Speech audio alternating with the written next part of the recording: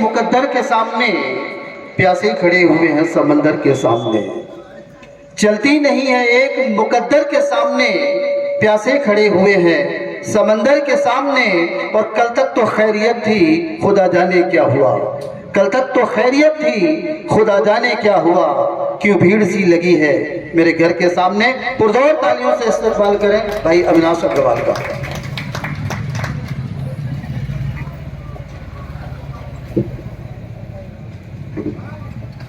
बहुत बहुत शुक्रिया यासीन भाई। यहाँ उपस्थित सभी लोगों का सबको साधुवाद देना चाहूँगा। अपने आगाज से सन 1886 से मजदूर दिवस जो है वो दुनिया भर के कामगारों, मजदूरों, मेहनत कशों के प्रति हमारी कृतज्ञता, हमारी एकजुटता दिखाने का एक दिवस है। और इस कॉलरी क्षेत्र के लिए तो मुझे लगता है कि ये सबसे महत्वपूर्ण दिनों में से एक है। आज जैसा कि पहले भी वक्ताओं ने, कवियों ने कहा है कि आज देश बहुत विषम परिस्थिति से गुजर रहा है और देश के जो पालनहार हैं, जो कर्णधार हैं, उनकी नियत पे, उनकी काम करने की इच्छा शक्ति पे जब इस तरह सवाल उठते हैं कि आतंकवादी हमले होने के बाद देश का संबोधन एक चुनावी रैली से होता है, तो उस समय हमें सोचना पड़ेगा कि देश किन हाथों में है, क्या वो संजीदा हैं इस बात के लिए। और उसी ज़मीन से एक गज़ल आपको वहीं से बात शुरू करता हूँ। कभी कभी किसी जगह रेखा खींचना ज़रूरी है। क्या बात है। कभी कभी किसी जगह रेखा खींचना ज़रूरी है। वक्त को रोकना, पूछना और खींचना ज़रूरी है। अगर मैं ही हूँ नुमाइंदा वक्त का, अगर मैं ही हूँ नुमाइंदा वक्त का, मेरे माथे पे लकीरें खींचना ज़रूरी है। और जो दौर इबादत का चल रहा था, अभी तक जो चल रहा है, अभी भी चल रहा है, उसके लिए कि वो दौर इबादत था सो बीत गया। नेताओं की पूजा नहीं होनी चाहिए। वो दौर इबादत था सो बीत गया, ये दौर रुसवाई है, समझना ज़रूरी है। ये दौर रुसवाई है, समझना ज़रूरी है। इबादत का वक्त ख़त्म हो चुका है।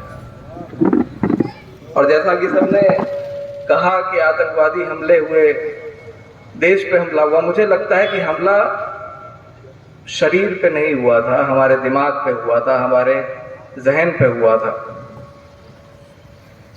और उसके बाद जिस तरह की घटनाएं, चूँकि हम सब मोबाइल यूज़ करते हैं, व्हाट्सएप, फेसबुक यूज़ करते हैं, उसके बाद जो घटनाएं हमने व्हाट्सएप, फेसबुक के ज़रिए ग्रहण की, जो हमने देखा,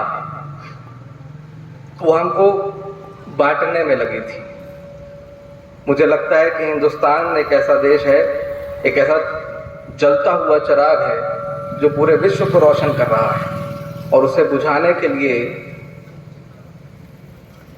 भरसक प्रयास हो रहा है। और उसी ज़मीन से निकलती एक और गज़ल है जो अभी लिखी मैंने कि तीरगी तीरगी और मायूसी कभी इतनी न थी।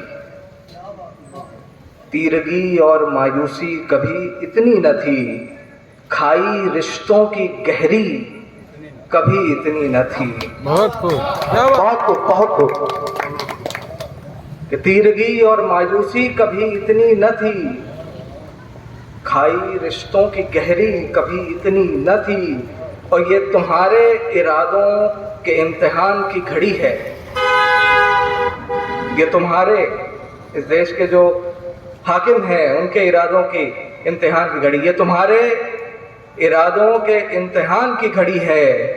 फजा बारूद से भरी कभी इतनी न थी। फजा बारूद से भरी कभी इतनी न थी।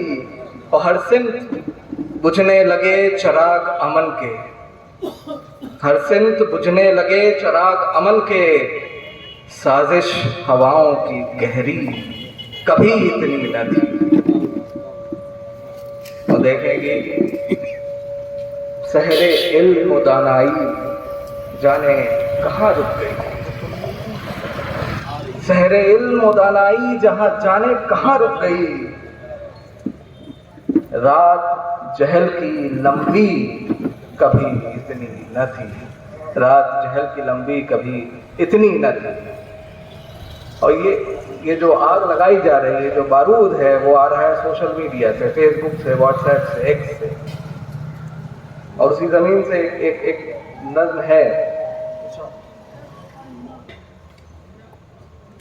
मालूम हो कि फरियादी आया है, मालूम हो कि फरियादी आया है, साहिबे मसनद को इत्तला हो कि शहर जलाने का मसौदा लाया है। क्या बात है, वाह।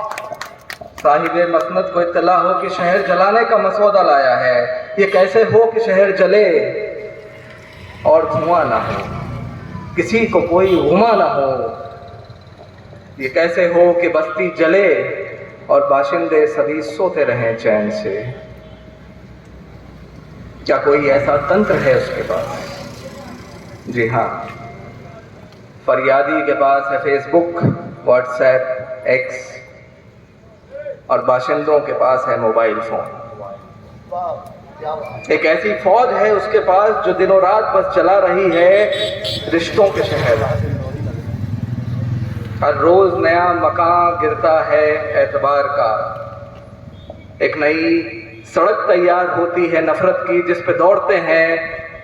पे दौड़ते हैं अफवाहों के घुड़सवार सैनिक। राख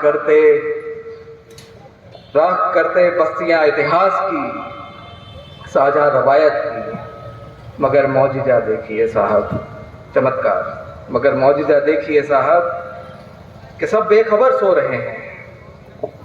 मगर मौजिजा देखिए साहब कि सब बेखबर सो रहे हैं, या जागते हुए सर पे छत गिरने दे रहे हैं।